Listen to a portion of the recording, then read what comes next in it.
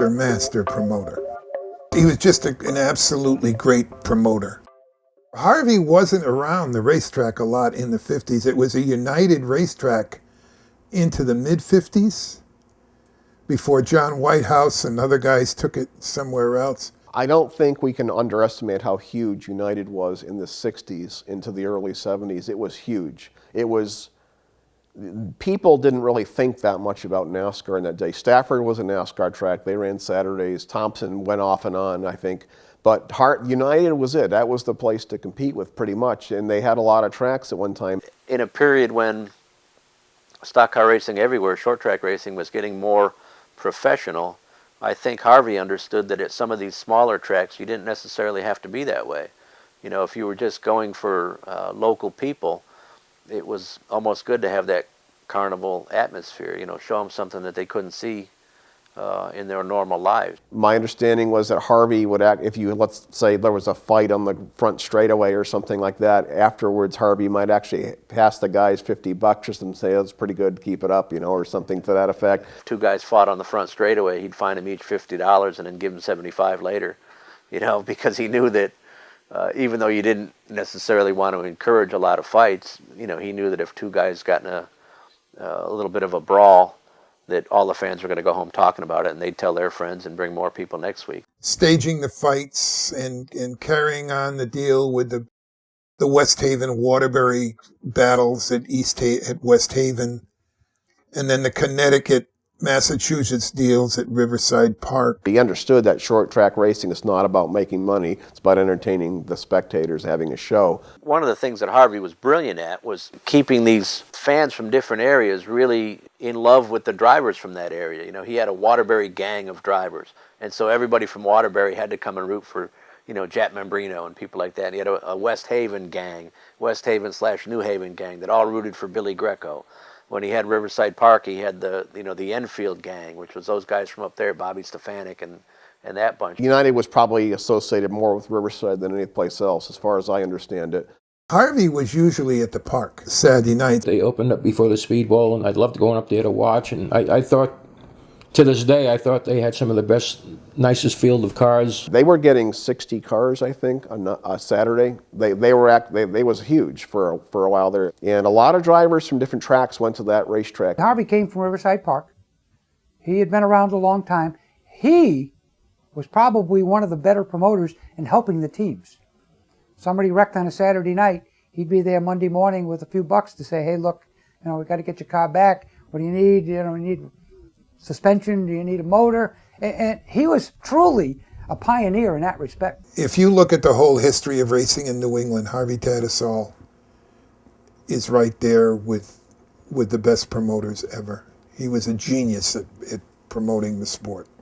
When he came to Waterford there at the end, he was no longer the genius that he used to be. Harvey had been around for a long time, and I think that, when he finally landed at the Speedbowl, it was, pretty much the end of, the tail end of his racing career. It was kind of in the twilight of his career. Harvey was definitely old school. Harvey Tattersall was a tough man. A couple of drivers' meetings early on with our rules meetings with my dad.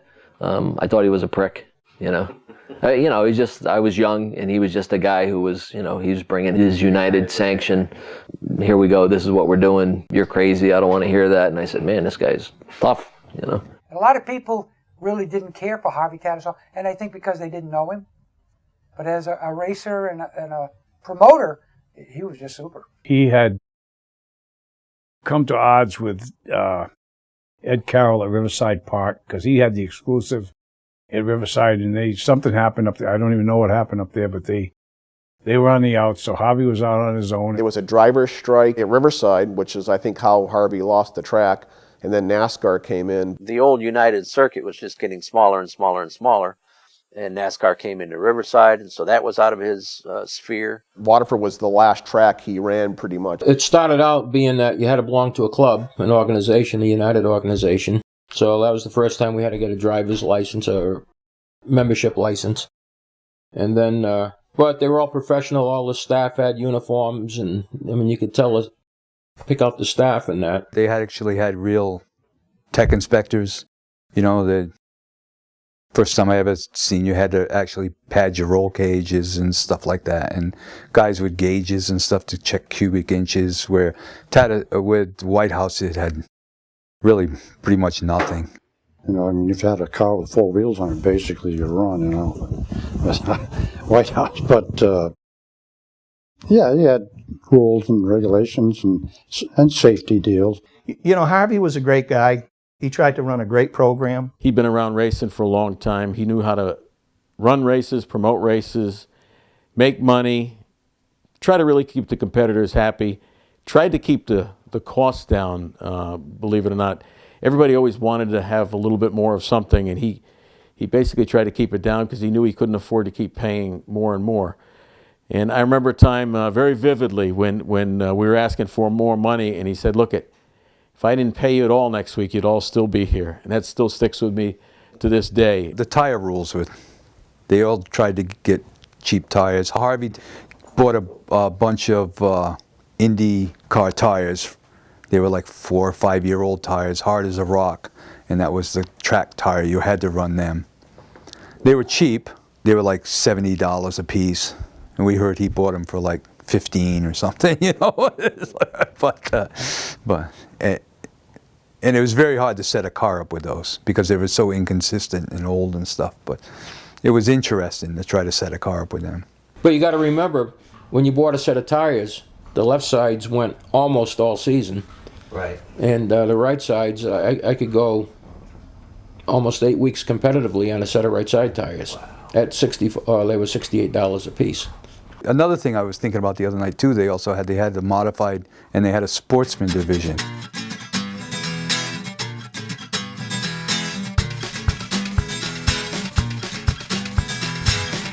Okay, what it was that at Riverside Park, Harvey had a 340 cubic inch limit for engines.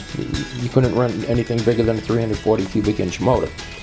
So when he purchased Waterford, he was encouraging his people to come down.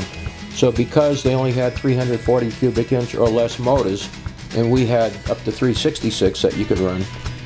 So what he did was he created a sportsman division.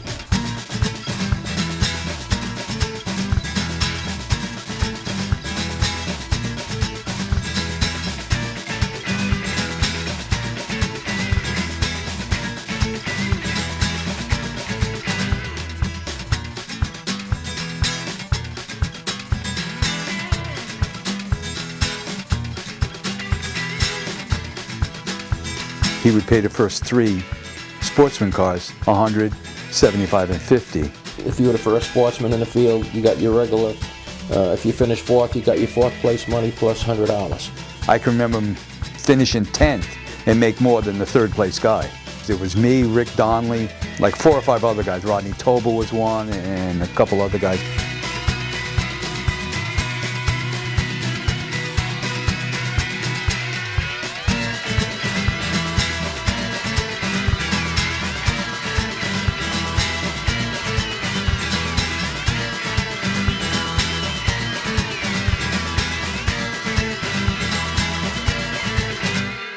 Bob Potter was my modified, my first modified hero. He won a bunch of races. He was, we were hearing all kinds of stories about how he was really a chassis guy, and that spurred me on to think about how all that stuff worked. He knew how to set up a car. He knew chassis. And it had to be, you know what I mean, or no good. Wherever Bob Potter raced, his ability to stay out of trouble is beyond belief. I mean, a guy could race for 2 years, and all he got was a bent bumper. Bob didn't get too many scuffles out there. He was one of the cleanest guys to race against. You know, to get him to lay a fender or a bumper on you, you really had to be an idiot. I always thought he was a silky smooth kind of a smart racer, and you can see where that would have stood him in good stead at Waterford all those years. Probably about as dominant a driver for as long a period of time as you'll ever see any place. He could drive anything. Bob was really a wheelman. It didn't matter what he got in, he could drive the wheels off it, and he won a whole lot of races because he was that good. He was one of the first ones that could run the low groove at the bowl faster than some of the guys up top, up on the higher groove. Potter knew his way around that racetrack, and he could ride the bottom of that racetrack in those turns better than anybody I've ever seen. Someone like Bob Potter would have been as well known in his day as, maybe not a Dale Earnhardt, but certainly in the era of someone like Richard Petty. People might have known more about Bob Potter back then than they would have about Richard Petty or some of the other big-time NASCAR guys. They just weren't so recognized. When you say Waterford Speedbowl, usually the first driver that comes to mind is Bob Potter.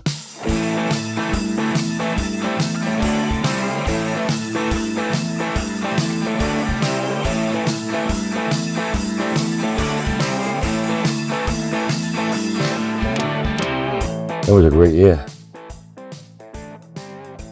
These guys out of Coventry, Rhode Island, they had this coupe, lemon coupe, beautiful coupe. But they asked me to drive the car. I said, sure, and then went out opening day and won.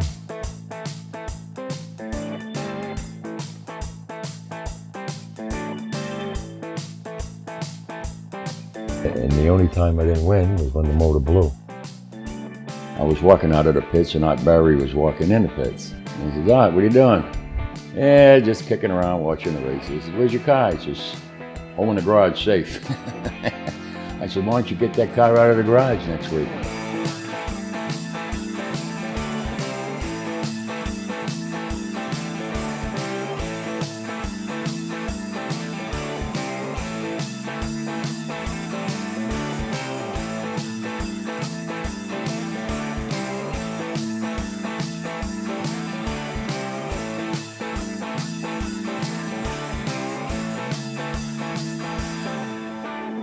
Let's go racing. I said, I got a championship to win here.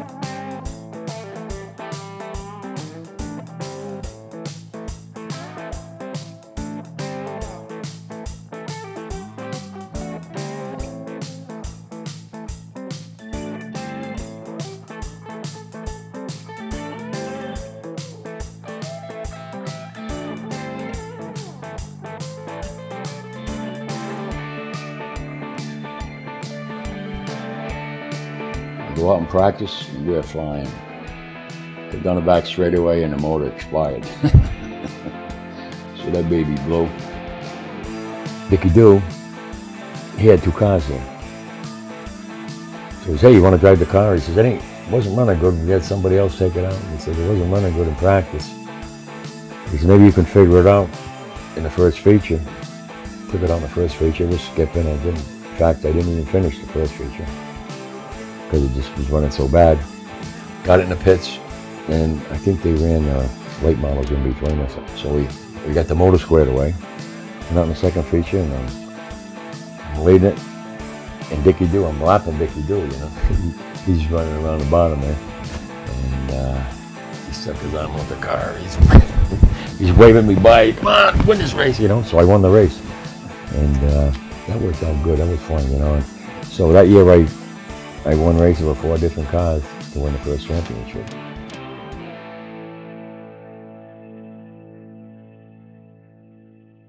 What happened that year was we had raced during the week in a Yankee All-Star race, and I can't remember now if we'd blown the motor or wrecked the car or what, but there was no way it was going to be ready for Saturday night.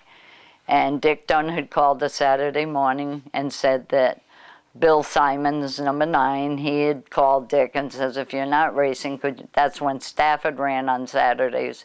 He asked if Dick would drive his car. Dick called us and says, is it all right? And we said, of course it is, not knowing. Apparently we didn't read Harvey's rule book that good. If you raced another track on a night that your sanctioning body was running, you would lose your points. So after Dick ran there, he lost all his points up to that point in the year, which was about halfway through the season. We kept our points because we didn't race. And at the end of the year, our points were higher. So a lot of times, it's always listed by driver who has won the points. But I was always very sure the world was going to know that we won five championships. That was very important to me. Peg was probably the first person I know who was listed as a car owner that wasn't a guy. Well, there was Bertha Small, who had a car at Norwood back in, I guess, the late 50s, early 60s.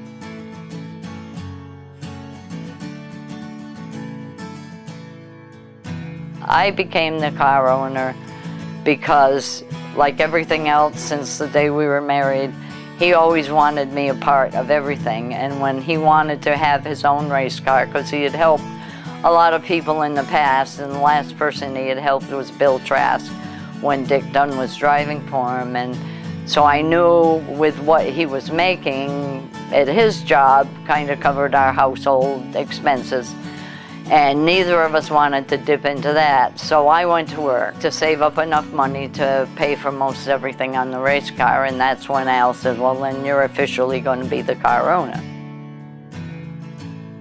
And of course, the car was owned by the two of them, Al and Peg. But I mean, it was always listed as the Margaret Goodrow or the Peg Goodrow Coupe, and then the Capri. And they would call it Buddha's Bullet for Al, but I mean, it was, you know, she was the listed owner. And I always thought it was kind of cool because it was something that made you notice. But even though I was the owner, we always, you know, back in those days, we didn't say crew chief. We called him the boss and the brains, and that's what he was. I won't take any of that away from him. I was just technically the car owner because I had raised the money to do it. But, you know, in my generation, you know, a lot of racetracks, a woman couldn't get in the pits. There was no women in the pit area at that time. That wasn't allowed. When were they allowed into the pit? Well, after we sold the track, it wasn't in my period of time. No, it was late. Just the year before, towards the end of the year, they had started letting women in up at Thompson. Because that was in the women's live area, and if enough women stood up about something, they figured they had to give in. And you know, I told Harvey at the time, I says, you know, I'm not a women's liver. It had nothing to do with me being a woman. It had to do with me being a part of the team. And so he finally agreed that I could go in. And shortly after that, several more came in that first year, but not too many.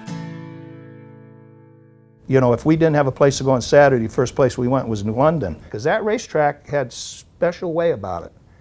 You know, Bugsy would go there, he'd run good, my brother ran good there, I ran good there, but not everybody did it. It was a unique racetrack, and you know, the wooden fence reminded me of Westboro. You get up too close to that thing and you're tangling with it. You know, I would come there, and of course, when I pulled in the gate, a lot of people didn't like me going there. I remember Dick Dunn all the time would say, you know, you don't have to come here every Saturday night, do you? Because, you know, he was the guy. One of the things I liked about the Yankee All-Star League races, just because it wasn't a big horsepower track, was the kind of track where local knowledge could pay off. The best Waterford guys could mix it up with the best invader.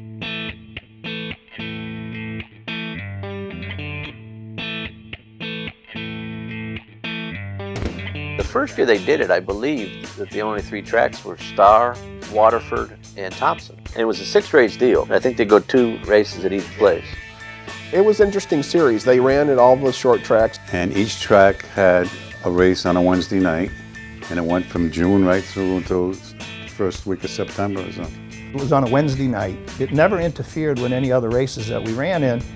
And what it did for us guys is it took the guys from New York, Long Island, New Jersey, all over the place, and they would come to them races. The All-Star race brought a lot of famous people. That whole, NASCAR group that would invade the Speedbowl. The Yankee All-Star events were great because it brought in a lot of outsiders. All the hot shots would come in, everybody from Bodine to Cleary to Sorrow. Ollie Silva, Fred Schultz.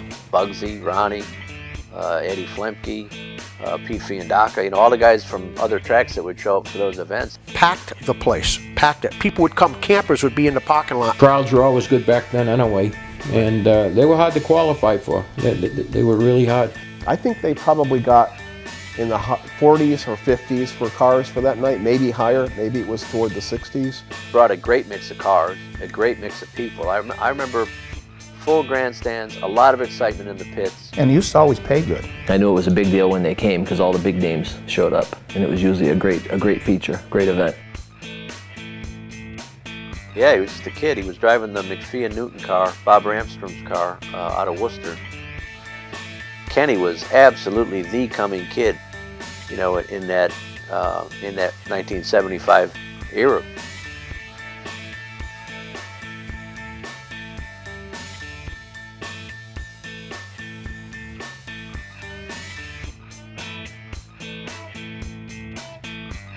Kenny and I had run there, so yeah, both of us were really schooled on how to run on that racetrack.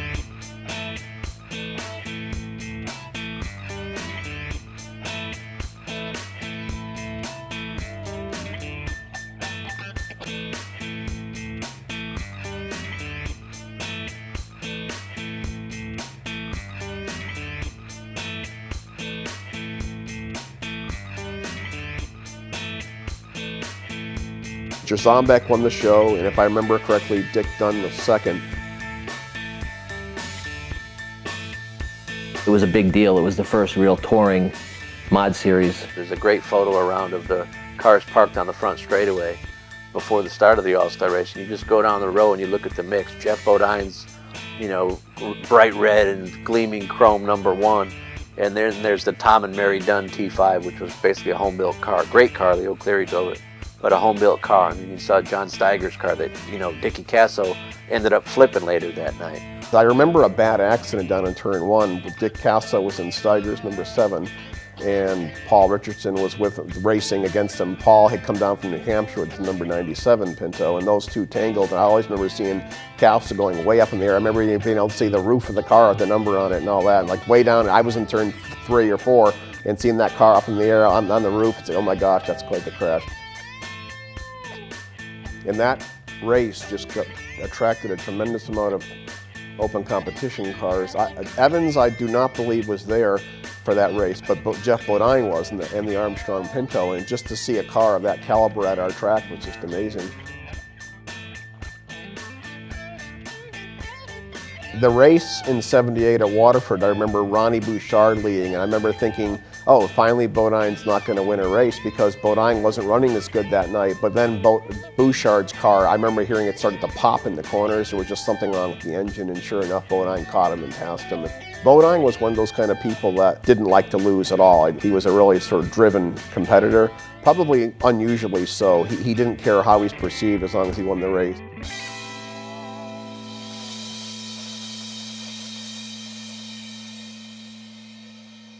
The Yankee All-Star League, I wish you could do something like that today, but I guess the problem is a lot of the little tracks that would have sent cars to those events, either the rules are different at those places and you can't do it anymore, or some of those tracks just don't exist anymore.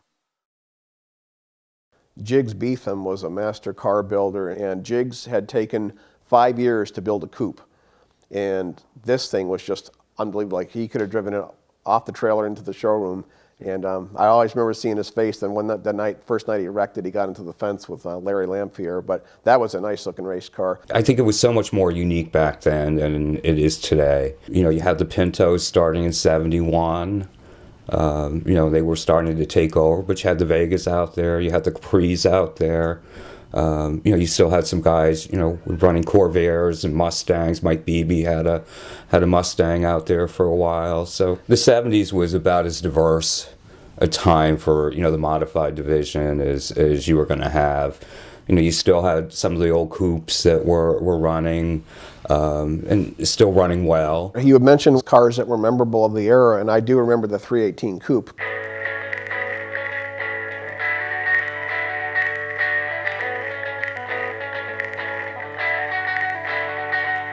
That's another family. I mean, you know, Ed Bunnell, Donnie, but it's just, to me, that's Waterford.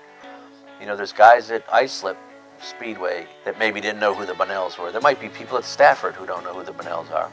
But if you had any interest in knowing anything about Waterford, there's a name that was just going to hit you in the face over and over. I remember that square top, I think it was a 5-window coupe, 318 was it? It's one of the iconic cars of that period, and had a look, it was a Waterford looking car.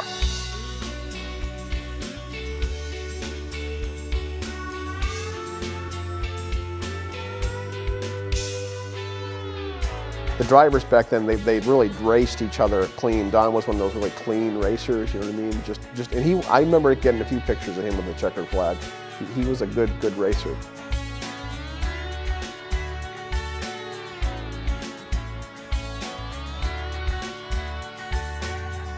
Donnie Bunnell was another wheelman. You know, drove the family car there. The 318 was always a great competitor. Donnie was a true class #1 racer. He was a good man. Another low buck guy that made the most out of everything and raced hard.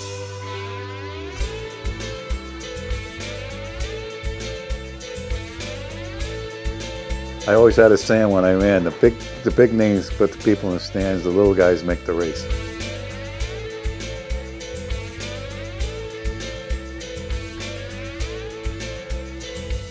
I don't think it was a major upset because he was one of the competitors that were in the running for that. Not to me, because he was fast. Back then, it didn't matter what kind of a body you had on it, meaning a coupe or a Vega. It was all in your car, your suspension. The body didn't make hardly any difference back then.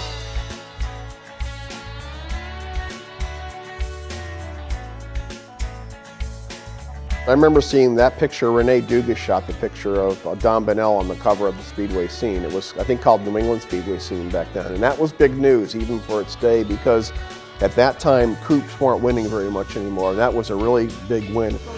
And it's Don Bunnell to take the Bicentennial 200, a fine win for Don Bunnell in an old-style coupe. For that 318 5-window coupe to win the biggest event I think the Speedbowl has ever had, the longest event at any rate, it was a big deal. You have to understand, I mean, coupes were pretty much, they weren't gone at that point, but they weren't really, for the most part, competitive anymore. And so that win was really, really big. And it made the cover of that paper, which is an extremely prestigious paper for its day. They had that car through, I believe, the 1979 season. Eddie drove it later on, Eddie Bunnell. And then 1980, they came out with a Pinto that, frankly speaking, was not a real good-looking race car. And I think the second night out, they got into the backstretch fence and up into the railroad ties and all that, and it was a nasty crash. Then they brought the coupe back out. So that was kind of interesting, that car, it's almost like, no, you're not supposed to have that Pinto, you know.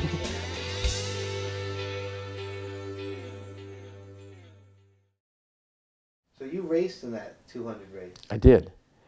And I remember thinking we had to change tires. They were going to let a little pit setup be in the middle. And I had a guy that I worked with up at NFA. He said, I'm going to hook you up with an air gun back then. Okay, so this was, and what he gave me is a scuba tank with a hose, and I was all set up to change tires with a scuba tank back then. So that was really sort of the first anybody had seen that around our area, you know. There were some other guys. I remember Gene Bergen winning a race down there when he was in Smitty's number 11. That was kind of the last hurrah for Gene Bergen because he'd been a Riverside king. You know, he'd run good at all the NASCAR tracks. But the rides the rides that he was in at some of those places, you know, weren't really top shelf rides. And you always kind of wonder when you see a great guy like that not winning anymore, you know, is it past his time or what? But it was great that he got to come to Waterford and have like a one great final burst of, you know, of a chain of wins. You know, I think everybody knew that Gene could drive. Harvey liked loyalty. I mean, he brought guys back in. Remember, he got Greco to come down and try to bring his guys back there. And I remember that 19 Pinto that Moose raced. I love to watch him. He was rough and ready, boy. I mean, he was really a rough driver, but boy, he could handle a car. I never seen a guy that could control a car like Moose. I mean, he could come out of that corner sideways, and he'd be almost in the infield, and he ain't even down the straightaway yet, and then he's back straightening out. I mean, like, the guy could drive a race car, you know. But he started in motorcycles. I guess he was pretty good on the Indian motorcycle when he first started, and that translated into stock car racing. He was a football player. He had been a boxer. He was a great boxer before he was a racer, yeah. I mean, he had that rough, tough look about him, and I know people didn't mess with him, so I think people who knew him might have had the facts on that. You didn't want to fool with Moose on a racetrack, I'll tell you that right now. That's true. You don't wreck Moose without getting wrecked. He was a tough guy, didn't say much, really focused on his stuff, ran really well on his own equipment. He built a lot of his stuff. We raced for a long time, and we were parked next to each other for many years, and I respected the man. He always built his own stuff. He ran everywhere. He either built or made everything that he had. No matter what you lent him, like if he needed something for the night, no matter what you lent him, either you got it back or you got a brand new one back the next week. Really? Yeah. I don't care if it was a 20-cent bolt, he would give it back to you. One night he was just barely beaten by Dick Dunn. It was I think there were 2 races that night. And I don't remember if one was a holdover show or not, but I remember being up at the finish line when they came across, and a lap car got him Moose's way, and Dunn got underneath him right in the last corner and got shot down there and just barely squeaked out the win. And Moose was not, you know, uncharacteristic, I think, to some degree of Moose, was he was not pleased. He was not happy about that. But he wasn't like he'd throw his helmet or do something classless like that. Moose was quite the guy. He was a good racer. You know, we were rivals for many years, you know. We'd rub and bump each other, but we never tried to put each other out. And it was funny, you know, Moose had his style of driving, and I told him off one night, you know, after the races, and I told him what I thought of him, and he says, you do what you do, and I do what I do out there.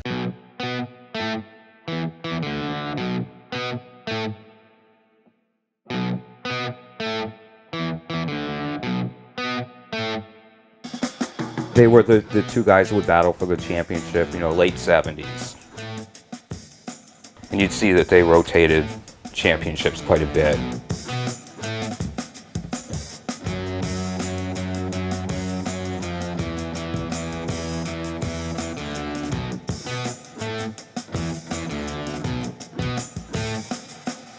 Moose was really on the top of his game in '78. I remember there was a certain sound that car would have going down the backstretch.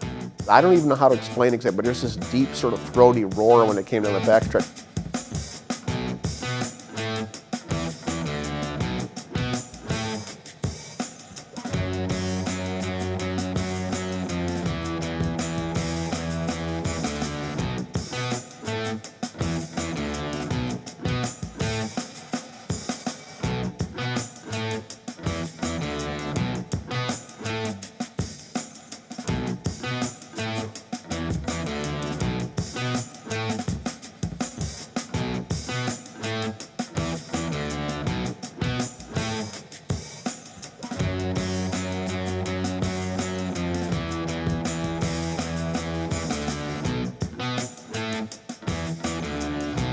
Bob Potter was a really smooth racer. He was, you'd never see him doing anything, you know, dirty or, you know, Moose was a real hard charger, but Moose might rub you a little bit, but he was cut from the kind of the same cloth to a degree. Moose was a true racer.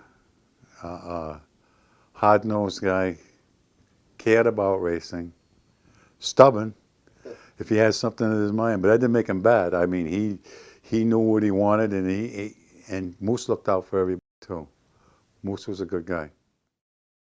Most of those guys, you know, well, here's another thing that was different between then and now. Even in the late models, guys didn't rough each other up to pass. You would never see somebody dive under someone, you know, bang them hard in the bumper and get them loose and then go underneath them to pass. You would never see that. I mean, it was almost never seen in any kind of racing, and that none of them did it. The late models might lean in each other a little bit in the corner. You had a modified or a full fendered car. What car would you pick? I'd take the full fendered car any day. I really love being fender to fender with somebody. I think it was because I was claustrophobic. I get in that modified that felt like the world was caving in on me. I felt like I was like this, no matter, even if I wasn't. I got a lot of respect for the guys that drive modifieds, but I just love that fender to fender rubbing stuff.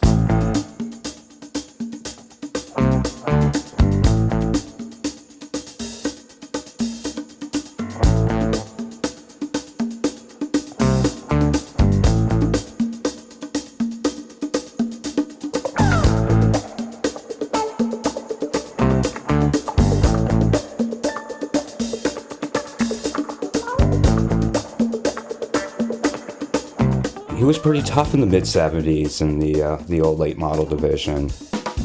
He was a really, really good late model racer. The first one was head-to-head with Roger Charbonneau, and I beat him by 1 point.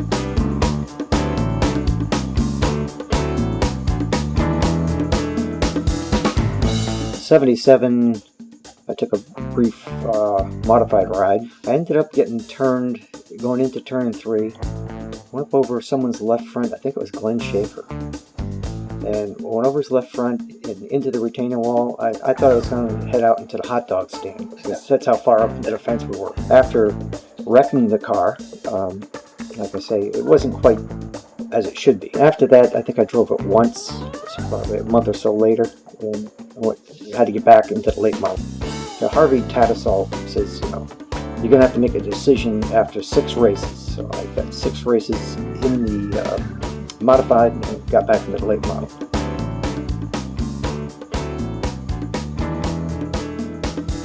One year they had a dead heat for the championship.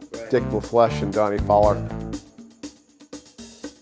I had more wins. If they decided them on today's standards, I would have won the championship. But at the time, we had co-champions. I kind of look back at it now. It would have been nice to have 4 titles straight. And then there was Steve Garrett. There was Walt Wisting, Bob Gaeta. I'm trying to think of Keith Eves had a big hunking sort of, I don't know what the heck that thing was, a cougar or something. It was this massive beast that actually ran good. Keith Eves, I don't know if many people remember him. He had a late model back in the day. He grew up in the neighborhood, and he's the one that I hear revving the motor at night, and I'm like, as a kid, like, what is that?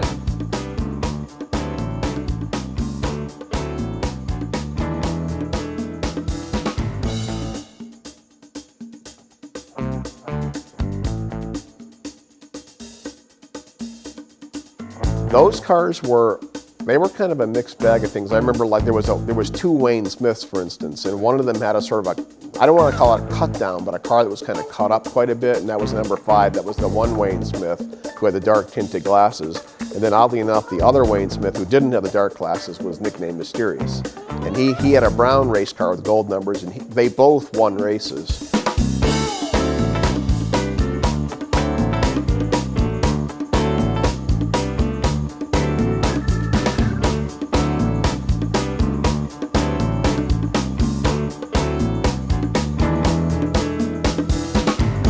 Second in points yet. Wayne Smith and I were rivals. We bucked horns hard. The second to the last race of the season, it was in a consolation race. At the end of the race, he sent me into the wall, or tried to send me into the wall, and he attempted to wreck me. So they're going to throw him out for next week's race. So next week he can't race. All I got to do is show up and be good, get into the show, and I'm going to win the championship. And next week, it rained, and they canceled the season. So I never got it. So I finished second.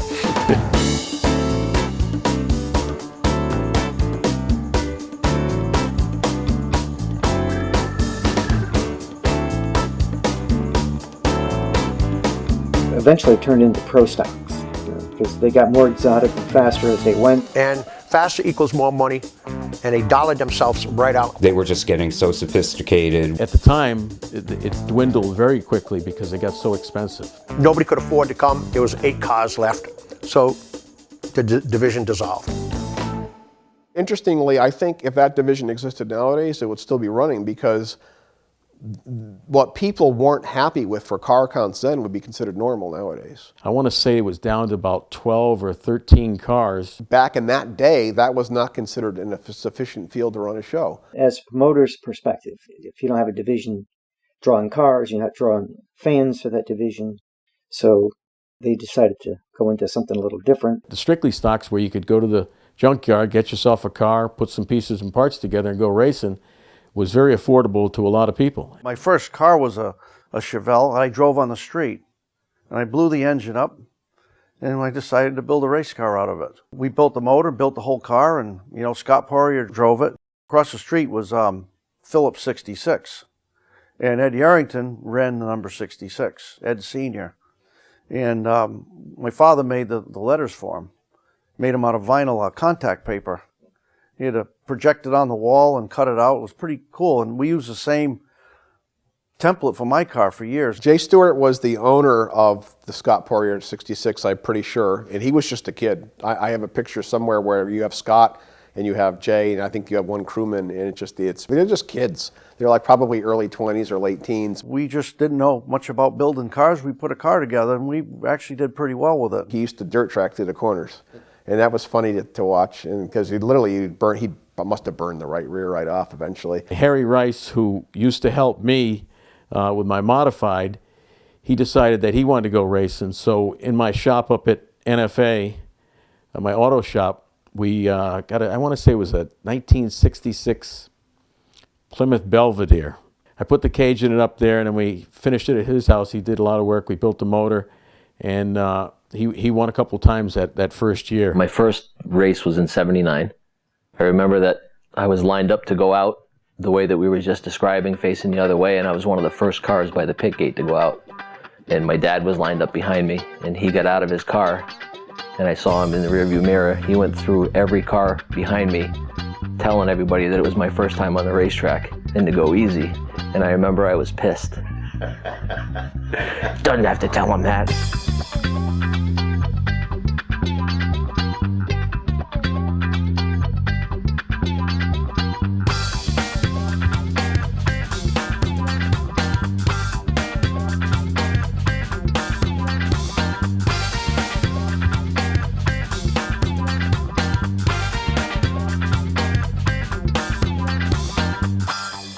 I used to like Fiella. He used to fly down there. That division, it was a fledgling division. There was no technology. You know, Bob put a little bit more effort into it than probably the next guy, and he ended up being more successful than the next guy. We were in a championship battle when Scott drove. Our transmission blew up on a double point night, and we lost to Ed Reed Sr.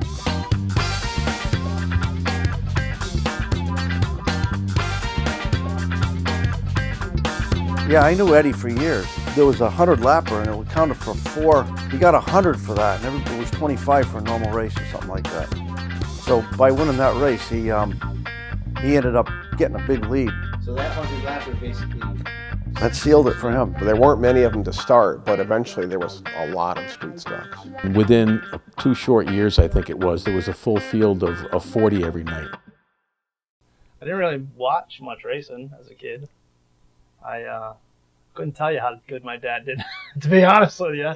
I remember, you know, mostly hanging out with, like I said, the kids. So we all just kind of ran around and did our own thing, and every now and then popped in to see what was going on. But I don't much remember watching my dad race, which is kind of bad, I guess.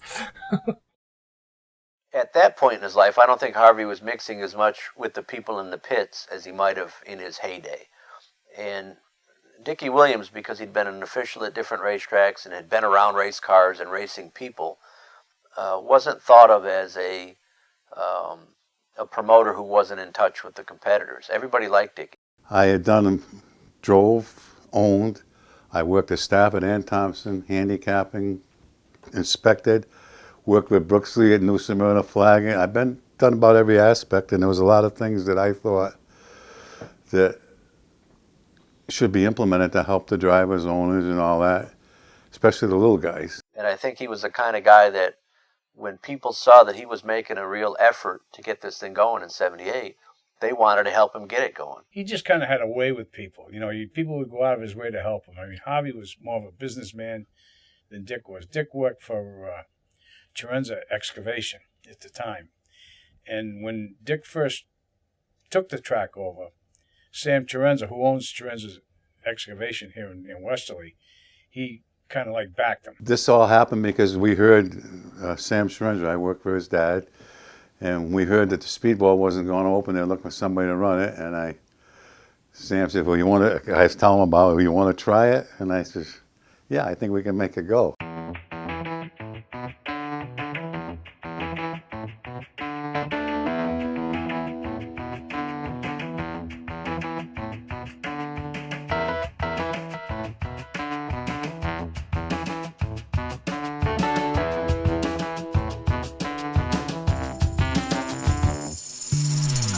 I think Dick's organization was called Coastal Racing Association. Dick was very, very popular with the people that worked for him. Everybody liked him. The competitors liked him. I liked him.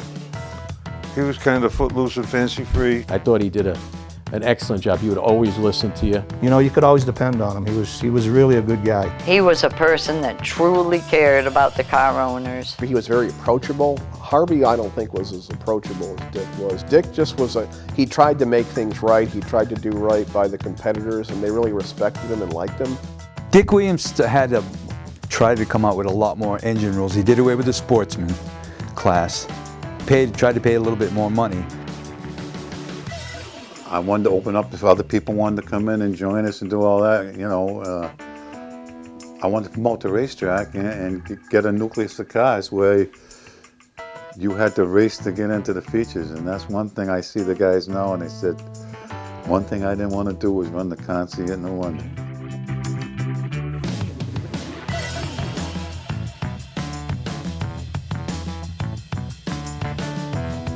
He attracted a lot. I mean, instantly as a photographer, I saw the difference right away, and just a massive amounts of cars started showing up for the races, and I thought, this is great. You know, it just seemed like it'd go on forever. He brought race cars in, and when you bring race cars, you bring people. He always made himself accessible, always a racers type guy. Loved racing, and to me that's important in a promoter. He definitely was a competitor's friend, and he always wanted to know what he needed to do to make the product better. And I remember him specifically asking those questions. A great guy to talk to. I don't think he ever acted like a big shot promoter or anything. There was no real, persona as, the man in charge or anything. I got a picture of Ronnie Bouchard, Bobby Judkins, and Dick Williams in Victory Lane after what I believe was the Blast-Off 100 that year. And they're all smiling. You know, it's a cold day, Dick's wearing a coat, Judkins is wearing a coat, Ronnie looks cold, in his fire suit. But they're happy, and there's people in the background. And every time I look at that picture, I just think of that period. I would only kind of come down in that particular period for the big shows, but it was fun, and it seemed like the place was kind of going through a little bit of not a rebirth, but maybe a rejuvenation. And I think that was all Dick Williams. I kind of call him the competitor's promoter, because he had an interest in making the track work, knowing that the competitors is what the people come to see. Had as much passion for trying to make the product as good as possible and sell the product as anybody that I've ever been involved with. When Harvey was running the track, like I kind of mentioned earlier, I think it was, more the twilight of his career, and I don't know how much, energy and enthusiasm, he really had left in him in building up the bowl, because it did need to be built up. Dick really breathed life back into the racetrack. That track had been so strong for so many years, and it was in that late 70s period when it was kind of becoming its own little island, divorced from all these other places, that you started worrying, was it going to be there? And when Dick started putting that effort in, I think people wanted to help him, whether they were regulars here or not. And I think that made a lot of the big shows even bigger. Racing needs a promoter that's a racer It's very important. They understand what the guys are going through and the battles. And I knew just about all the guys. And one thing, they knew that I was going to be fair. Sometimes I've had friends of mine that I had to send home, and we were just laughing about it the other day. But I tried to do it fairly, and I think I had that trust, and the guys were great. I mean, that wasn't the problem.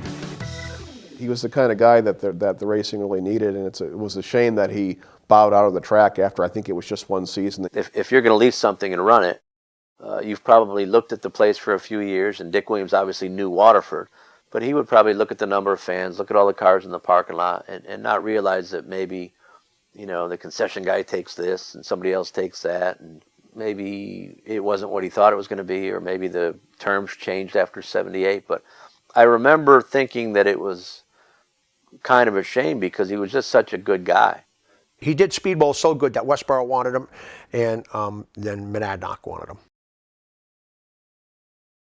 Jerry Pearl just barely eked out a win that '78 season, and I remember that race because it was amazing. Dunn just kept trying. This guy was almost unbeatable at one point in his career, and seeing Dunn coming up for the win against Pearl, it was like, you know, David and Goliath kind of, and Pearl just barely pulled out the win. But I always remember seeing that they came across the line almost side by side for the checkers, and it was amazing. And Pearl was so happy. I remember seeing all the rubber all over the side of the car. I don't know sure if that was from a heat race tangle or from Dunn or what, but that was an incredible show. And I remember seeing Dunn at some points getting a little bit loose in the corners. Dunn was an exceptionally smooth racer, so to see him loose in the corners and dirt tracking a little bit to try to get by Pearl was really exceptional. That was a heck of a race to see. I'll always remember that show. Eddie FLEMKE was in the 2X, and I was driving that black 7, and I remember sitting there, and we were out of the cars, and we're sitting on the ground, and my car wasn't turning good in the corner, so I know I needed a little more stagger. So, you know, you weren't really supposed to work on your race car, but I was just going to let a little air out that left rear tire with a little stone, so I was letting the air out of that tire, and I look up, and Eddie FLEMKE's in the 2X. They got a big block in that thing. He's pulling a plug wire off. And I'm not mistaken, he really ran good in that race. But, you know, back in that day, power was not what won you a race at New London. It was handling and not having a lot of power. And I'll never forget that. Eddie pulled the plug wire off. I said, man, look at that. I said, how the hell do you ever think of that, you know? and I think he ran really good, and I finished in there, but I don't remember exactly where. But I remember that night. I remember sitting on the tire and letting the air out, and everybody was listening. You could hear it, of course. Just a racing day.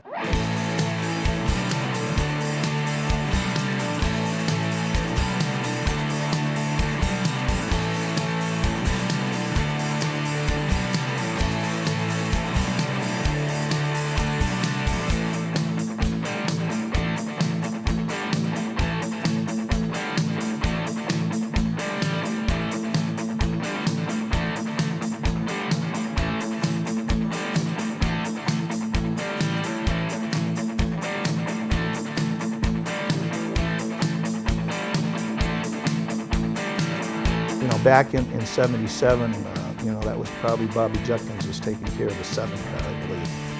If you crashed that car, it wasn't a big deal. You know, we were prepared to fix that thing if it crashed.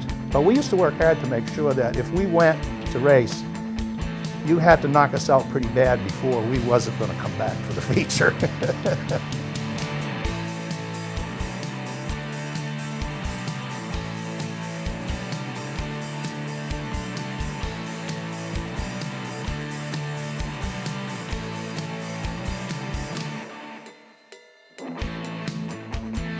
They were going to run it as a 2-day show, and then it rained out the first day. The water table of the Speedbowl was very high.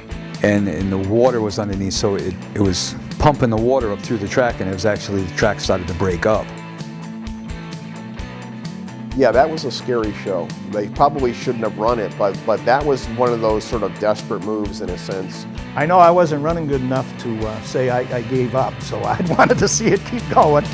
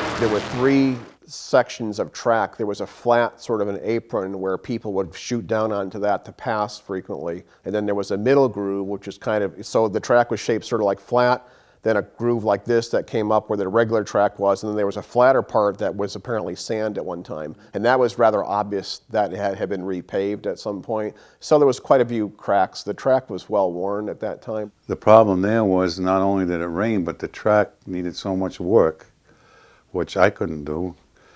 And the owner didn't want to do it or couldn't, I don't know. He didn't really do too much to improve the track. He basically just kind of ran it from week to week, and he didn't really run it down, but he didn't improve it.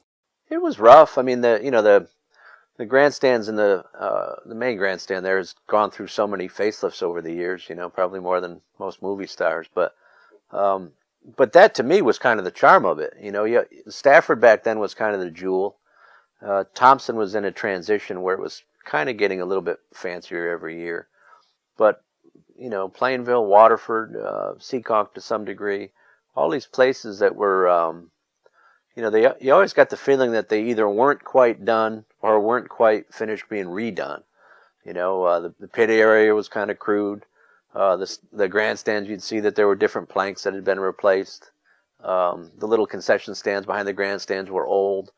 You know, but like I said, that's what I loved about it. It was like seeing a minor league baseball park, you know, and it wasn't Yankee Stadium, but it wasn't supposed to be. You know, it had a real charm to it. And I can remember Harvey telling me, he says, you know, everybody's telling him to repave the track, and he says, you know, I've never heard any racetrack that ever got one more person in the grandstand because they repaved the track. So that was his theory, you know. So one of the things that was characteristic of that era, up till 1979, there was an era where there wasn't much dominance. Apparently Dick Dunn dominated for a while in the 70s, but then when I was going, you never know who was going to win. That was a nice thing in the modified. You never knew who was going to win the race. It was an interesting era to witness. I'm glad that I got to see it. It's very different now. Cars are, they're still handsome. The cars are gorgeous nowadays, but it's funny, you can't, if you were going to be objective about it, you couldn't tell from looking at a race car nowadays what would be the slowest car in the field and what would be the fastest car. Back in the day, in the 70s, you could look at the field and kind of judge to some degree what was going to be fast and what wasn't just by looking at the cars. Rick Donnelly was a super aggressive race driver, and I think in that period when he came in here and he was an outsider, you know, he wasn't from Niantic or, you know, one of the little towns around here. He was from Stratford, and I mean, you know, you look at it now, big deal. It's 40 miles or whatever it is down the high 60 miles. It's a hop, skip, and a jump. But back then, things were so parochial at each racetrack. You know, you had your local guys and your outsiders. And I think he was an outsider when he came here. But he had that one period here at Waterford where he was absolutely the man.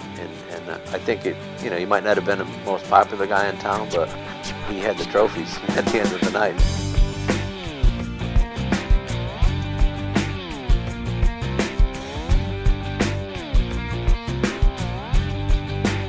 Everybody remembers that car.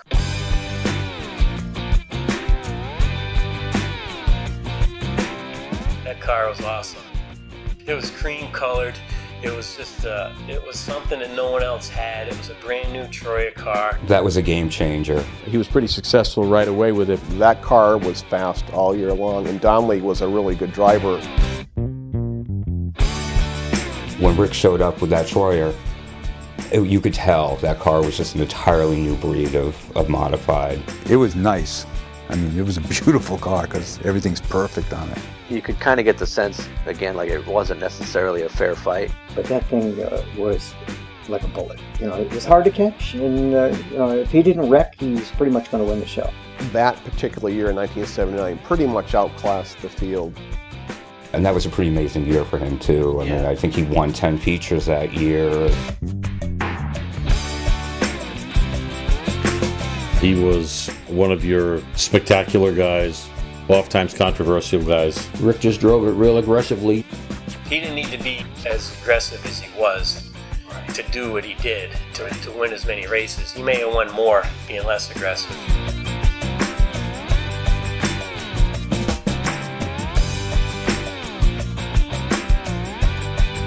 Was the sign of change, and again, some of it for the better.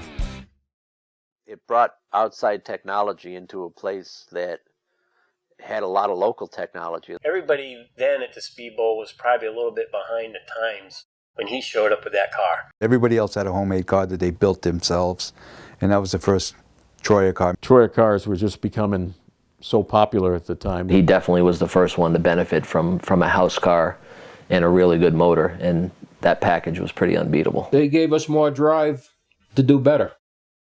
There was no resentment. It was just that, well, you know, somebody knows how to make a car go around the corner, meaning Troyer, and so we got to do our homework. The Waterford cars were always so different, and the only time you saw outside technology was at the blast-off or at the Yankee All-Star League races or at maybe a big season-ending race. Ricky was probably the first guy to bring it in on an every Saturday night basis. Donnelly won a lot of races that year, but what I remember even better than that, the last race of the year, they had a fall stinger show that Harvey ran. It was an open competition. It was run in November because it rained out, and John Rosati and Tuck Hoffman, I believe was the owner, brought their 73 Pinto down, number 73, and that car beat Donnelly and beat him good. And it was interesting to see from the perspective of somebody who'd seen Donnelly win all year long. Rosati got a flat tire, I think about a third of the way or so through the race, and went into the pits, changed the tire, came back out and passed Donnelly not only once to unlap himself, but then came back through the pack and passed him again. That was really an awesome race. That was an amazing show. I still remember that all these years later, 1979.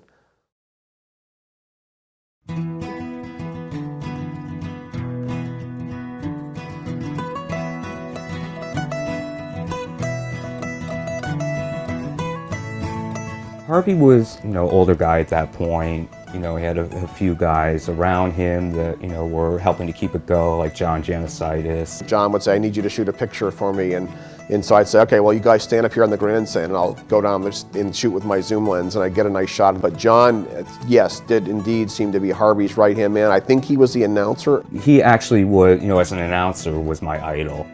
His wife Ruth ran the souvenir stand. I was still a kid when, he was going. So, the souvenir stand was a big thing. But, he had a great voice. I remember one of the things particular to the era were that when they were going to have a heat race, the cars would stop on the track, and you had the numbers painted onto the track, and the cars would stop there. This is one of Janasitis' things that he wanted me to do, was to have the guy pull the window net up so you could see inside the car when you shot the photo. And that was a transitional era between the modern era and the era of the past. So the full-face helmets were starting to come in. He actually had me have the guys take their full-face helmet off for the picture. And he liked the still shots. He didn't want the action shots for the most part. And John was a particular guy. Well, John Janasitis, who came with Harvey from Riverside Park, he was kind of a prominent fixture around there, and he had aspirations of someday taking over the Waterford Speedbowl.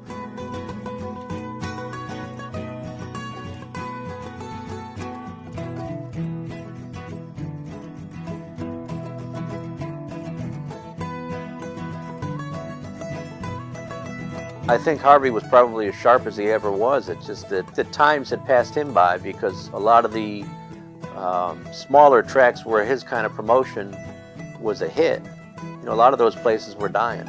Racing had gone in another direction, and the places where a guy like him could really make hay, they weren't there anymore. 1980 was the first year that I drove a super stock. And I ended up building it halfway through the year because I was in the process of building a Grand American car. I had a Grand Am, and it ended up dead in the water, nothing you could do with it. But it was too far along because the Strictly cars were strictly street stock type cars, So I downsized my car, I took the jack and bolts out, and I put this other stuff back in. And I had a Chevelle, and that was my 99 car.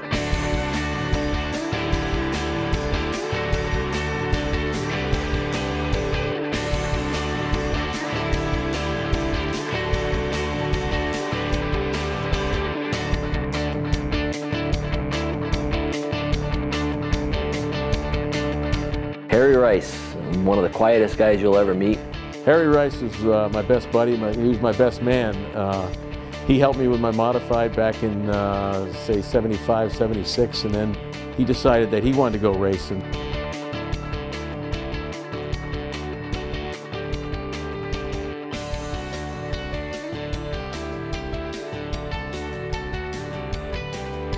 He's a Matt Kenseth style of racer. He never gets in any trouble. I don't know that he ever wrecked his race car ever. Gator and I were doing all the winning. We would trade paint all the time, but we wouldn't wreck each other. Yeah, because it was tight between him and Andy Guimond and Brian. The father would come in and scream at me a little bit. Remember, I'm Italian. Okay, you get my temper up, you got something to deal with. He screamed at me when he was driving against me, and he screamed at me when he was just a crew chief. Bobby was probably, what, he was 18 or so, 19. We had a big crew up here. It's just a great year, had fun.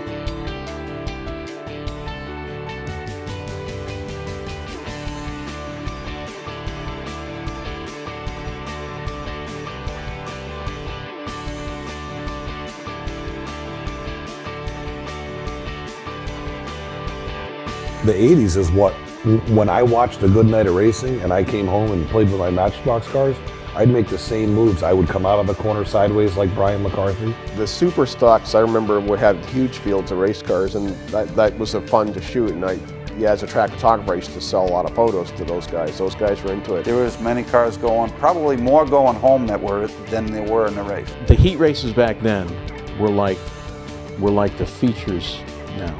Actually, they were bigger than the features now.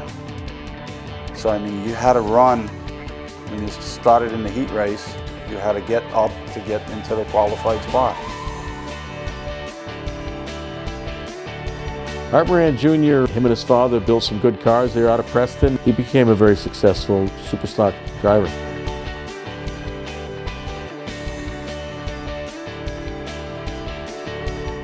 Basically, we had a strictly stock that we could do a little more with. You know, like 83, 84, you know, we were still no jack and bolts. We were still working with springs. We had a lot more flexibility as far as what we could do with the springs and with the wheels. We could make anything. You know, you could use spindles off of this. We didn't even have racing springs when I started. You know, our motors, they were the 320 cubic inch limit, but we had 4 barrels and, you know, solid cams, and, you know, there's a lot of fun stuff you could do, you know, inexpensively and do on your own. You know, you didn't have to pay a big engine builder to, you know, make you something that ran good.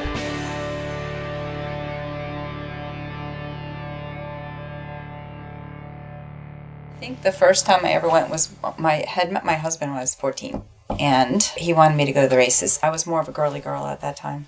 I wasn't real sure if it was something I was going to like, or, you know, but then we kept going, and then it never stopped. And then he started taking me to the GAUDREA'S shop, and I started getting more and more into it, and then it just became part of our life for a long time.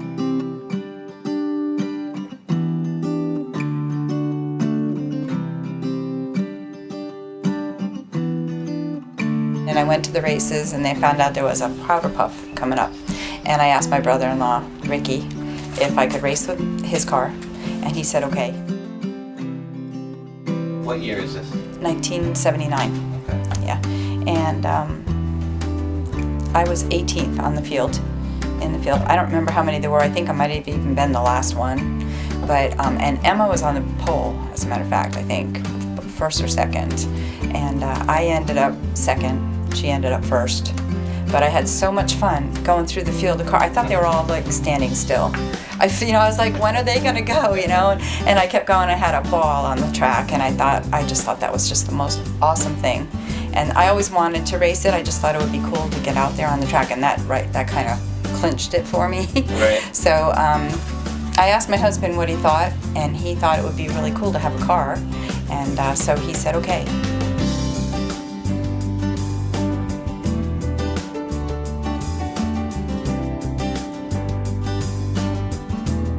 I just remember this room full of men, and I was afraid to stand up, and he was standing up in the front. I think he had a chair or a table up there, but I told my husband I got to ask, because I can't just show up and then have him tell me there's a rule that women can't race, you know.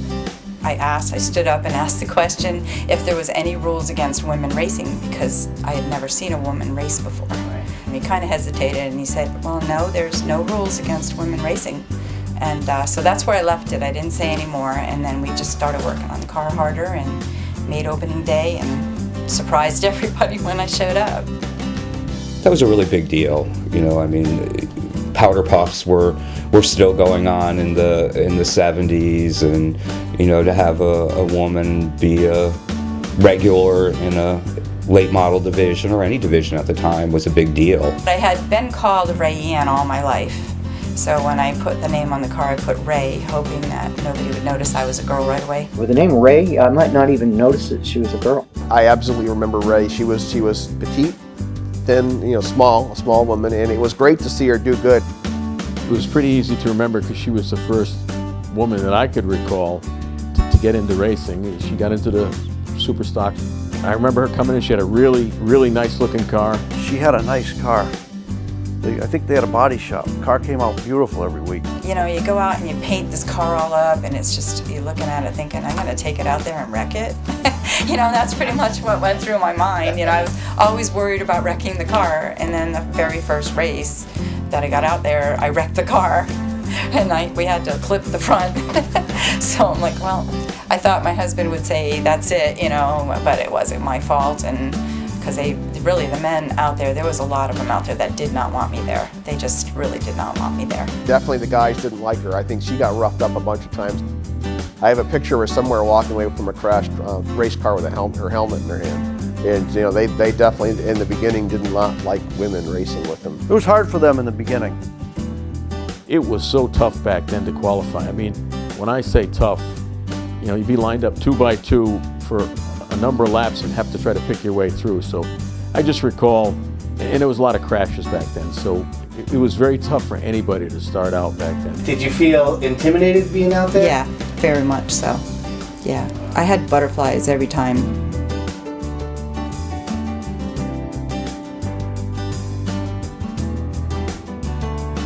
I win, the only heat win that I had. Harry Rice was out there, and I was so excited, you know, that I actually finally won a heat race, you know. I went up to him and I said, I know you could have beat me, you know. And I think Eddie Reed and him were battling behind me, and that's how come I got to win the race, you know, because they were concentrating on each other. I'm thinking that's how it went, but he was so nice. He would not admit that. He let me win that race. Moose was always really nice to me. He was probably the only modified guy that actually acknowledged me, that I existed. They all just kind of ignored me. And Fuzzy Bear, he always had something to say when I went to the track. He always told me, he always watched me when I was racing. But I do recall that she clearly made progress and eventually did well. I mean, the stands, I had a lot of fans in the stands. I just lived on cloud 9 the first year anyway, so just being there was exciting, you know.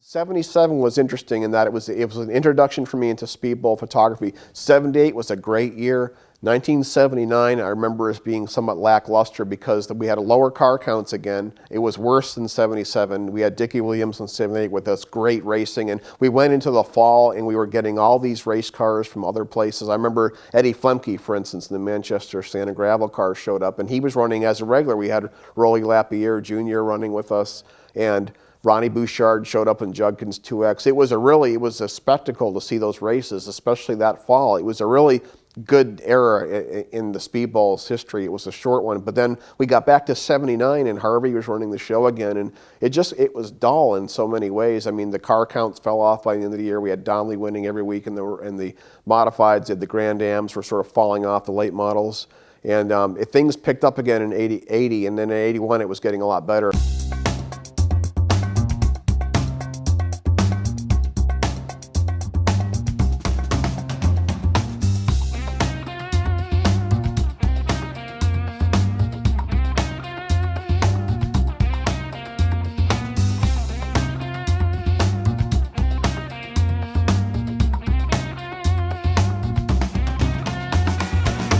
So 81, you're doing Thompson, Westboro, Monadnock. Monadnock, and the Speedbowl? Yes. Dick just had so much passion for the sport that you couldn't help but like him. It was fun to see him do that year. I saw that the tracks couldn't afford them every week. So by doing the 4 tracks, I could run a special race every 4th week at one of the tracks, run the other 3 with your crew, and then they could participate if they wanted in the other one. But what I did, I had 4 major sponsors that they didn't actually sign up, but they agreed to do all this. All of them pulled out. Now I'm stuck with the 4 tracks. So I was really up against it.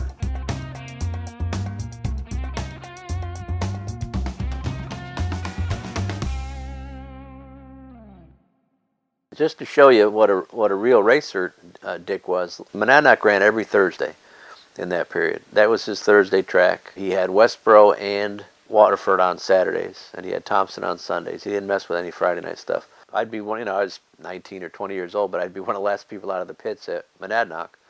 And Dick, a lot of times I'd bump into him in the parking lot. And by now it'd be 12:30, 1 o'clock in the morning, and we'd both get running down I-91. And there was a diner up near Greenfield or somewhere. And he would wave, he'd blink the lights or something, pull up next and wave, like, you want to get something to eat, you want to get a coffee. And we would sit there and just talk about racing. Now, here, both of us are going probably to Stafford tomorrow. He's got 2 tracks to run on Saturday. He's got Thompson to run on Sunday. But it never stopped for him. He was a racing guy, and that's all he wanted to know about. He wanted to know what you thought about that night at Waterford. Not from we didn't really talk about how many people were there that night or, any officiating stuff. He just wanted to talk about the racing. His car counts were way up, but his fan base was not that good. And then he had like 6 or 7 rainouts in one year. I think it was the second year. Poor guy had like 7 or 8 rainouts almost consecutively. Oh, the weather, that's your main concern, really. The weather is number one, because that's one thing you can't control. Some of the other things you can't control. We had been rained out like 7 Saturday nights in a row. It couldn't have been any worse. And every Saturday night you get rained out, if it doesn't happen early enough, you're going to pay the fire department, you're going to pay the police. If you get everybody there, and it's like the policeman, you have to give them a certain amount of notice. If you don't, and they come there, you got to pay them a 6-hour minimum, whatever, and it was quite a number of dollars. Yeah. So it really, if you could call it early and not worry about it, but then there's other times when you know that, then you stick it out, then you get burned at the end. And I mean, it's. And what made him the first years good was that Danbury just closed. So we got all the Danbury guys.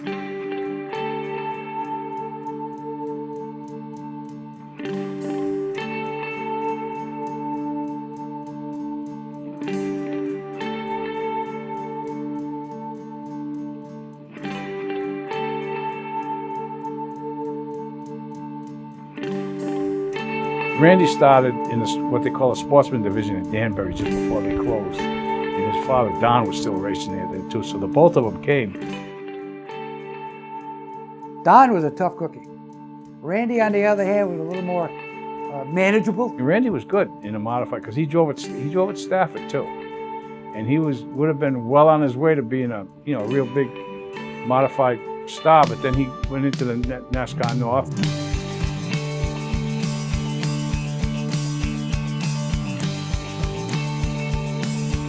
Tom Curley and Ken Squire, yeah, they were partners.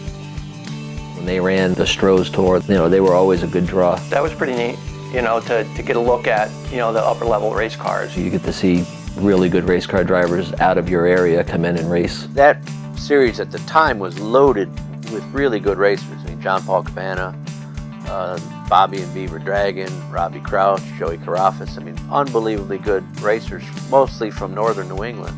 I always promoted racing, no matter whether it was Danny Meservi's group, the Mini Mods, or the Midgets. I always believed in promoting racing, and I said, yeah, that would be pretty nice. NASCAR North, Dick Williams brought them in.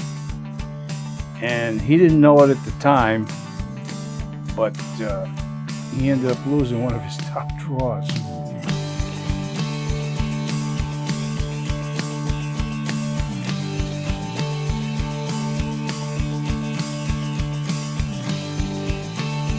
Dickie Williams found a ride for him in Robbie Crouch's father's car, Robbie didn't drive for his dad, but his dad was a great car owner, kind of a low-dollar veteran car owner up there, really respected guy named C.A. Crouch. One of his guys would bring an extra car, and whatever track he went to, we would let the promoter or the fans decide who they wanted to put in it. And I said, well, we got a young man here. Randy drove his car here in one of those NASCAR North races.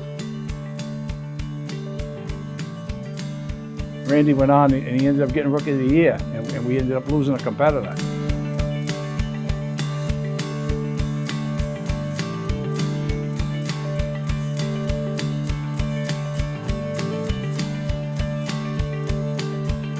And I mean, Dick Williams was really responsible for Randy LaJoie's stepping up. And to this day, he will tell you that I lit the fire for it. He won 2 championships in the, I think it was Nationwide. I don't think they changed the names, but that, he said that's what got him going in them cars.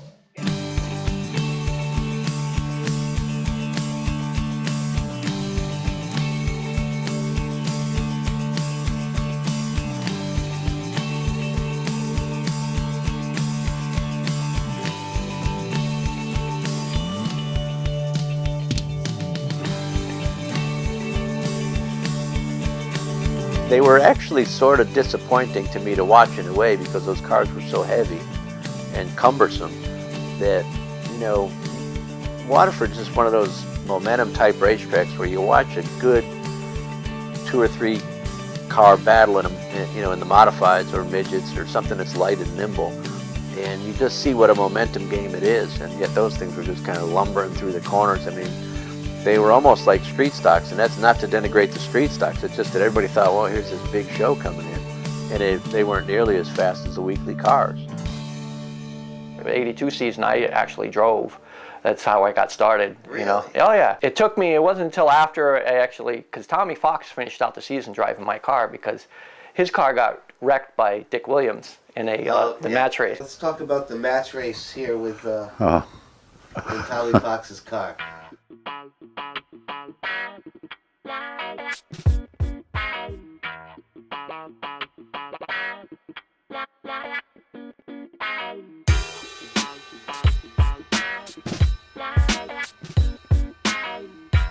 Ronnie and I have we've been good friends from way back.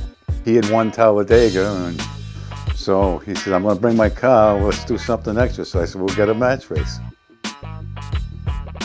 We're walking in the pits, and all the officers were standing there, and they said when we walked by, you're going to whip him, huh, Dick? And I remember Ronnie looked at me and said, hey, boss, you been shooting your mouth off? And I said, a little bit. I said, you're beatable. Dick Williams, a great guy.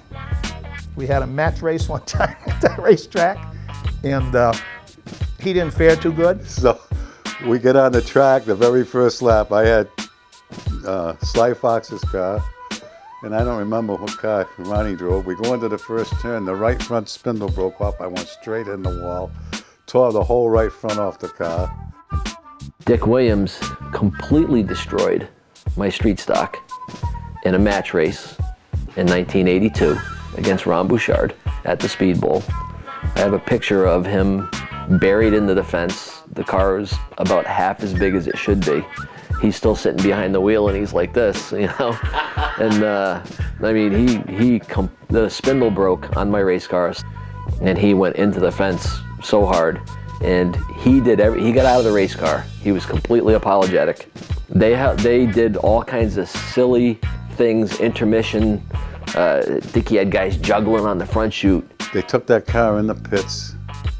Everybody from that group of guys, that late model guys, put that car all back together. We put my car back together, and he waited until my car had all 4 wheels on it, and then he called for our feature to come out so I could start last and drive around with a taped up race car. But that's how Dick was. Dick was you know, he loved racing. And then he gave me some money at the end of the night to put it back together again, because that's how it worked back then. It was just a good feeling, because that's cool. Flying Brian McCarthy. Brian and I had some great battles, and he ended up winning a lot of races. I finished second, and I was so angry all the time. Brian was always sideways. Tires smoking, taking up both lanes in the corner because he was sideways, and And I have to say, I couldn't get by him, and he won a lot of races because he was a real hard-nosed driver. He was clean. He could always race clean with him. He'd be sideways right next to you, but he would stay in his zone. So he was very clean but hard-charging guy. It was '83, because that was the year that Brian was driving the SK at Stafford, the start of the season. And he started the first couple races at the Speedbowl in the Super Stocks. Matter of fact, I think he won the opener.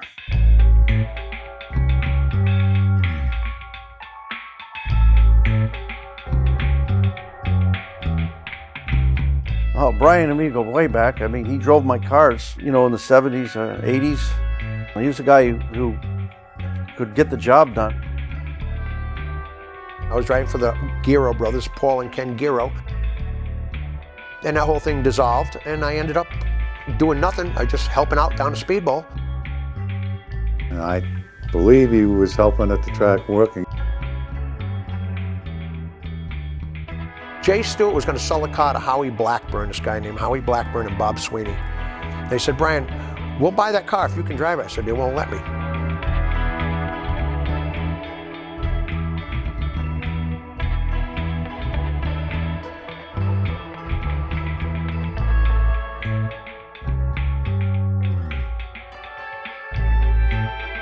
But he lost his ride, so he wasn't driving a modified, so he can drive. It was a big thing. There was headlines in the newspaper, New London Day. Then Dick Williams says, I'm running a business here, and I need to pull in people.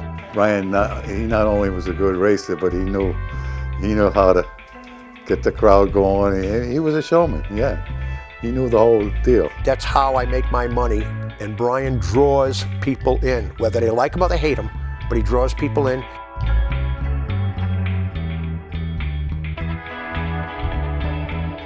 There was a big outcry from a lot of the competitors that, you know, Brian shouldn't be in our division. He's running a modified up at Stafford. It's not fair. He shouldn't be, you know.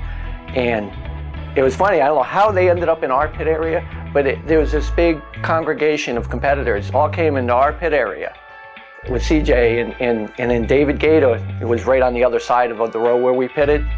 And David Gaeta and CJ were the two biggest guys, you know, voices that spoke up and said, hey, we're here to race.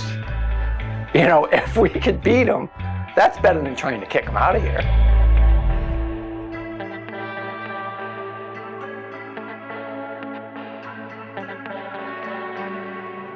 And I went in for the last race, and I won it.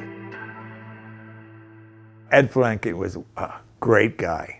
Great guy. We would talk about cars and building chassis and things. And he didn't race at Waterford that often, but he would come up every once in a while. And when he came up, it was great to see him. He was a competition, but he was a hell of a nice person. I say one of my favorite drivers. Yeah. Eddie FLEMKE, I would say he was one of the smartest car builders and setup guys ever was, you know. Probably the smartest, you know, and he was such a great guy to talk to, you know, and he was down to earth. Oh, Eddie was been a friend of mine since I was a kid. Like many of us, he took us under his wings, and that year I won the championship, he would sit and talk to me, and I was nobody, just a young kid, and he just was such a smart man. He knew so much about racing, and he taught you so much if you would listen. Tremendous amount of respect for Eddie FLEMKE. Probably one of the greatest ever to get into a race car of any kind. I had utmost respect for Ed as a car builder, driver, as a person, and he helped a lot of people. He was one heck of a race car driver. And I can remember, and I'll tell you one story at Stafford that always stuck out in my mind about Eddie. I come up through the traffic and he's leading the race, so the minute I get to him, I jump to the outside. And he hangs me out there for like 20 laps. So I wear myself out, plus wear my car out, and never get by him. So he just chugs away, and Freddie DeSaro gets by me, and I pull in and I'm third, you know, and I'm sitting in the car after the race, and I drove my heart out trying to beat him. He comes walking over, not a drop of sweat on him, you know, and he said, listen. He says, when you got up on the side of me, he says, I was just taking it easy. He said, I just let you stay out there. He says, you should have thought of a way to pass me before you just jumped up there. Never forgot that. He didn't even know me. All he knew is I was a little kid, a young kid, And Eddie was always willing to help people, and a great guy. And of course, I married his daughter, so, you know, in the beginning that wasn't always, I don't think he was real happy with me at that point, but over time, you know, we talk about it and we laugh about it. He is actually, over time, when I went to Winston Cup Racing, became one of my best race fans.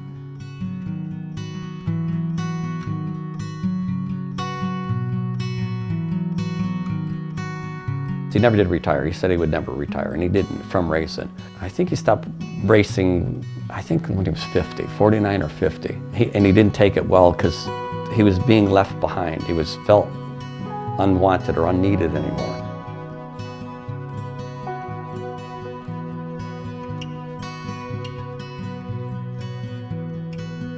Then when he wasn't going to drive, I thought that was, you know what, I don't have to sit here and who else is better than Eddie FLEMKE to tell you what was going on? That was the greatest thing that ever happened to Waterford, as far as I'm concerned. Eddie FLEMKE is a guy who has been in just about every conceivable situation that could happen on a racetrack.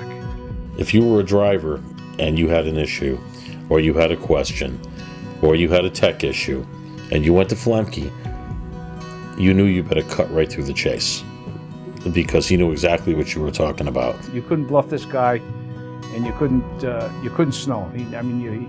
He knew what he was talking about. Very, very smart guy. If he saw a guy that was maybe causing problems just by being, you know, too aggressive for his own good, Eddie would walk over and kind of counsel the guy, you know, and say, man, if you just back off 5%, you'd be better. You know, you'd be getting around better. You'd be a better racer. These guys wouldn't all want to kill you every week. And we will have less cautions as a result. He could call a wreck a lap before it was going to happen. I mean, that's how smart this guy was. FLEMKE added a new dimension to that job. Eddie had an insight that I don't think the Speedbowl had ever had before. You know, let's say Mickey Mantle had become an umpire, you know, it'd be the same type of thing. Every ball player would want to, you know, I don't want to screw up in front of Mickey. People respected him so much that the number of cautions in a typical Waterford program shrunk dramatically when Eddie was there, because Eddie would occasionally pipe up at the drivers' meeting. Well, Eddie was basically a soft-spoken type of person, you know, and he'd bring up little incidents from the previous week, you know, and say, you know, we don't need to see this happen again. You need to control yourself. He was very firm, you know, and that's the kind of, you know, race director you need, somebody who really knows what's going on out on the track. He's always been a mentor. He's always tried to help the little guy. But the way he did it, he was more hands-on. He was willing to give, you know, competitors pointers on how to maybe make their cars better. Just something where he could help you get your car going a little bit better. He didn't mind offering a little advice. If he seen you were in a slump, and you know, he'd come over and offer his assistance. Instead of just walking over and telling you what to do, he'd say, hey Bob, go over and get in so-and-so's car and take it out and see what's wrong with that car. Or he'd go over and he'd say to me, hey, come on, let's go over, let's help him out. You ought to try this, you ought to do this, you ought to change this spring or something. Always going around and helping somebody to get better. And that's what I loved about Eddie FLEMKE. You know, when you walk in the pits at Waterford, from the parking lot through the pit gate, that official stand was right there in turn 4. And if Eddie saw you, he would say, you know, come on up. And I loved watching from that vantage point. Number one, I had a ton of respect for Eddie anyway. He was just such a legend, you know, in the area. And he was from Southington and had been really, really good to me when I was a 15-year-old kid trying to be a writer. So now I was a little bit older, and it was just fun to spend a little time with him on those Saturday nights. But what it also taught me was, you know, you think you've watched enough races and you've sat, you know, and sat in judgment on things and written about people. Eddie saw things that I never saw, and he'd be elbowing you. Did you see that? I don't know what you're talking about, Eddie. I'm standing up on the stand with Eddie when watching the race. Something happened. He said to me,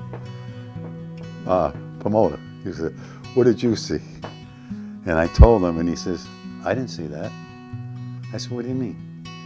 He said, how do you know he didn't give him a brake job? How do you know this? He brought up a number of points. And I said, I don't. And we talked, and then I looked at him and I said, well, Eddie, I'll see you. That's your problem. You figure it out. And he said, you son of a gun.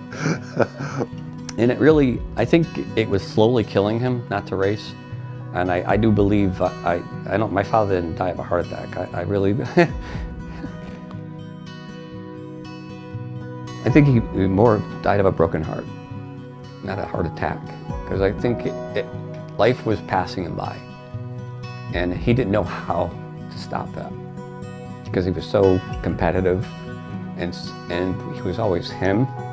It was hard to be something different, and I think the position at Waterford helped him get back to the hunger of being competitive. He had a worth, he had something to be proud of, and he was contributing again.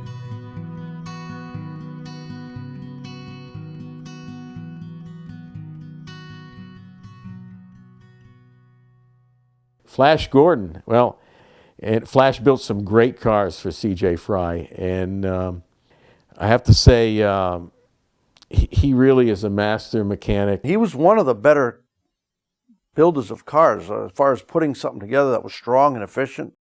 Really built some nice stuff. I want to talk specifically about the '84 season. Was the championship something you were, was that a goal going into the season? Well, it was one of those things that's, the prior year, '83, was basically when CJ and I first hooked up, and I can remember not even feeling capable of being in top competition. It was like, yeah, you get a top 5, man, that's like winning, But then it's like, we'd win a couple races, and it's like, wow, we can do this. It's capable. So then it's like the next year when, we're running strong and constant battle every week. It's kind of thing. It's like once you win, nothing else matters. I mean, second sucks.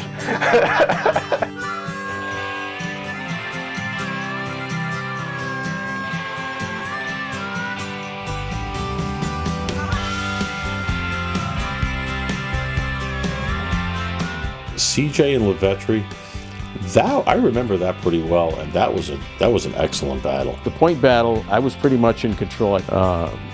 I was winning it. CJ Fry and I were certainly, he was the closest competitor. Both of them were good racers. CJ, he would do whatever it took to win. I mean, he was tenacious, and he was up to any challenge. Mike had a real good car in her. I remember the 28 car.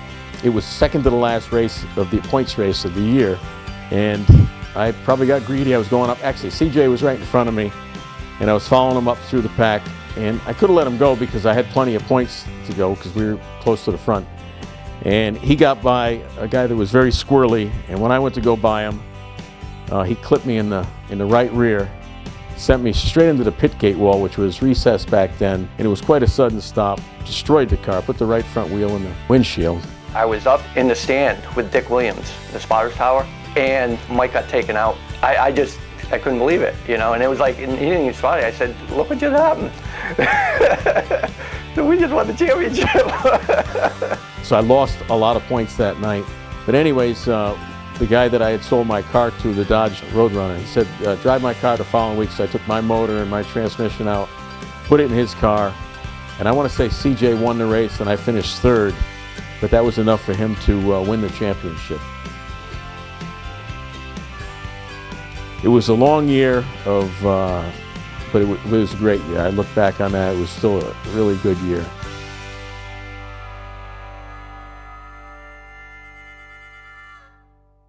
I moved up here when I was 13 years old. And one night my father just said we were going to the races. And so I had no idea the Speedbowl was there.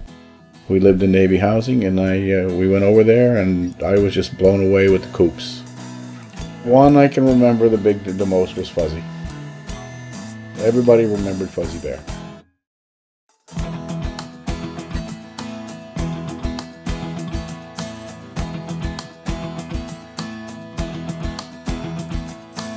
Probably the most recognized name that ever raced at Waterford. Just because of the nickname. Never a front runner. Was there every week. Showed up every week and he did his best, and he was competing and enjoying it. And what more do you want? Did not have much money. Ran good with what he had.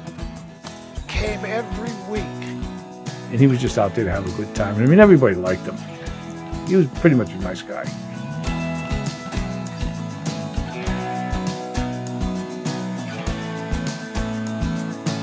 he was but a person. The 121. He was there, I think he ran just about every race there was when he was racing. He never missed. He did the best he could with what he had, and he wasn't a nuisance. If you come up on him, he was a gentleman. He stayed right, he didn't block. You went by him with no problem. He ran you clean, and that means a lot. I remember we used to kid him. We used to call him Curly because he looked like Curly Howard. That's really good. My second year of racing, 1973, we started in a qualifying heat one night. We were in a Fuzzy started on a pole. He had Terry Peabody's old 715 coach, which was the 121 when Fuzzy got it. Fuzzy's leading the heat, and I get under him, you know. And the last thing in the world I want to do is hit this guy or rub him, and I must have stayed under him 5 or 6 laps of that race, you know, and I finally beat him, you know. We come in the pitch, so he come walking over, and I'm like, oh man, I'm in trouble, you know. He says, can I tell you something? I says, yeah, you know. He says, you passed me all wrong. I says, I passed you all wrong. I says, I'm sorry. I says, I tried to stay off of you. He says, you could have put a truck between you and me, he says. That's not racing. He says, don't be afraid, he said, you know. And from that point on, he just started helping me, and he helped me so much with driving, what to look for. He was just so very helpful, and we became very, very good friends from that point on. You know, when I was first going to the Speedbowl, you know, he had this really antiquated coupe, 121, was always, last in his heat, and, you wonder why he's doing it, but he was just out having fun. And I think the thing that I remember most about Fuzzy is finding out that he had actually won a few races, in the late 60s, early 70s, and he actually could drive when he actually got behind, one of Mark Lajeunesse cars. Mark took one of his old cars and renumbered it for Fuzzy. That was the proudest day I think I've ever seen Fuzzy in a race car. He actually had, and I don't say this mean, a quality car where it wasn't one of those that you could build from the parking lot. It was a car that was built for racing. And I mean, he was just such a proud guy out there, and he had gotten a little older, but he knew what to do with it.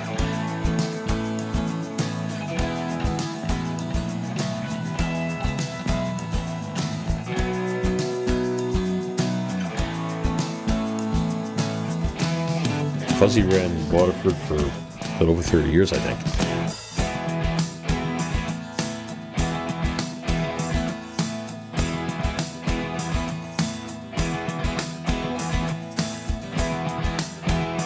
It was always Fuzzy and his father, nobody else. Once in a while his brother-in-law, but mainly just Fuzzy and his father. He and his father were gold.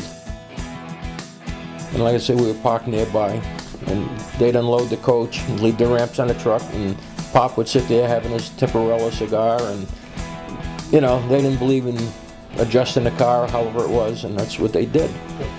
So I can't remember his first name, but his last name was Romano. They ran Riverside Park, and he had a Vega number in 93.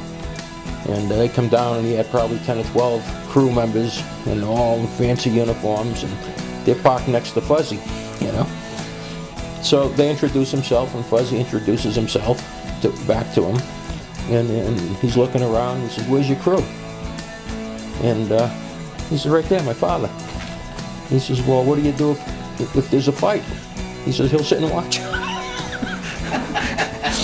They didn't know how, I remember the look on his face, he couldn't, it's like. See, that's the sad thing now. The guys that are racing now don't know what we had way back when. It's changed, it's all money involved, and it's not because, it's just the way society is. But back then, it was just, I remember Westboro, I used to leave the pits open. Them guys would stay there, some of them all night and party.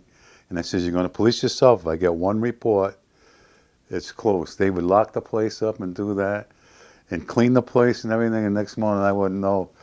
Wow.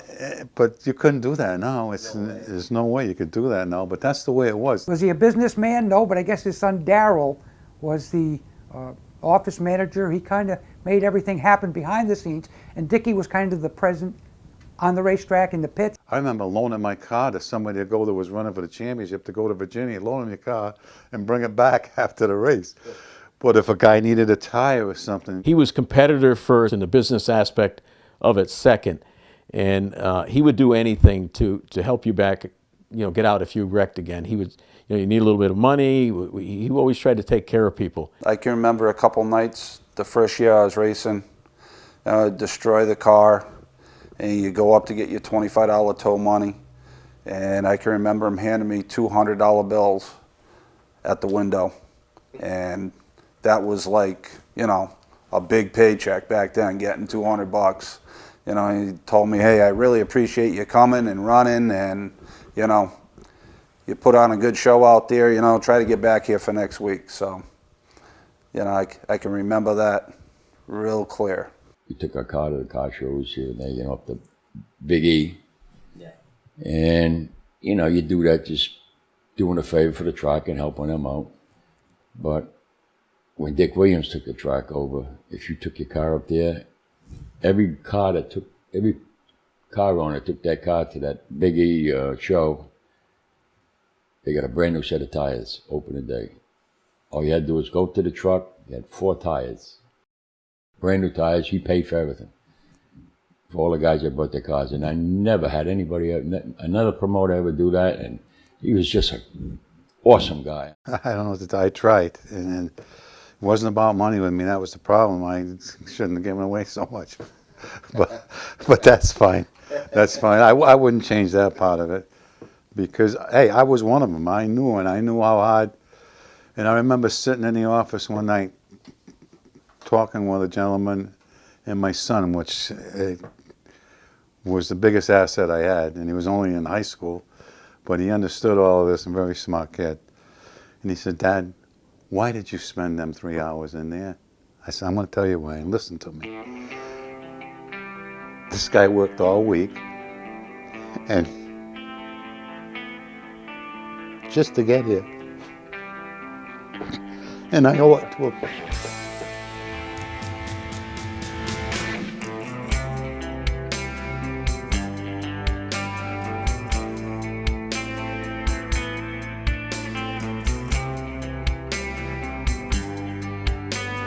He was just a real racing guy. I don't know if he had his arms around the financial end of what was involved in what he was doing at the time, because it was awfully ambitious. He was trying to be so fair to everybody that sometimes that's not the way to go. I mean, it's nice to treat people nice, it's nice to be fair to everybody, but you can't keep giving away what he was. He tried to take care of everybody, and you just couldn't do that. And it was always hard for him because, he wanted to do the best things for the racers, and sometimes that wasn't the best thing for Dick Williams. I think he just took on too much, and then it just got to be overwhelming. Pretty certain he wasn't coming back, yeah. I was pretty friendly with him, and we talked a lot, so I pretty much knew he wasn't, yeah. He just couldn't afford it anymore. There wasn't a banquet that year. I don't think I was surprised that there wasn't a banquet. I don't think I was disappointed. I felt worse for Dickie knowing the situation he was in.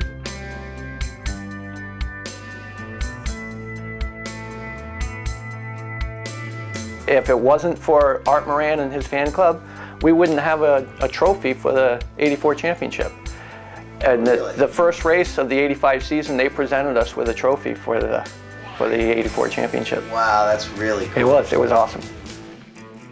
I told the guys when I got out, I got to get out. Don't call me. I don't want to know anything. I either got to be out or in. And I was at the point where I was overwhelmed. I had to get out. And it was sad.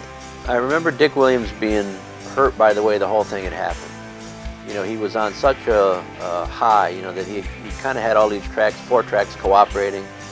You could really see that he was, putting his heart and soul into it. And I don't know why it didn't work out, but I remember Dick kind of looking and sounding like a beaten man at the end of it, which was heartbreaking because he was a great guy, and he's still a great guy.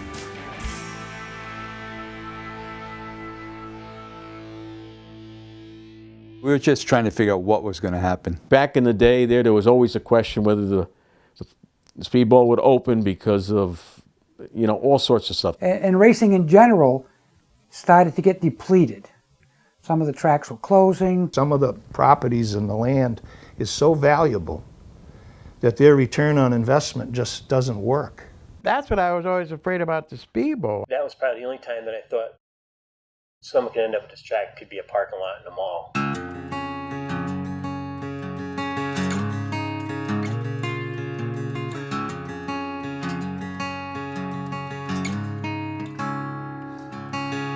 Danbury closed in 81.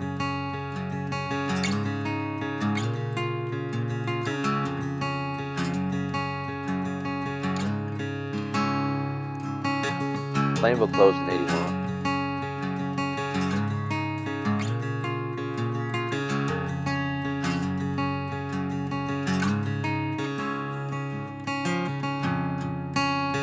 Westboro closed, I think, in 85.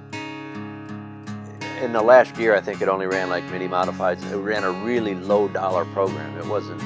It was dying.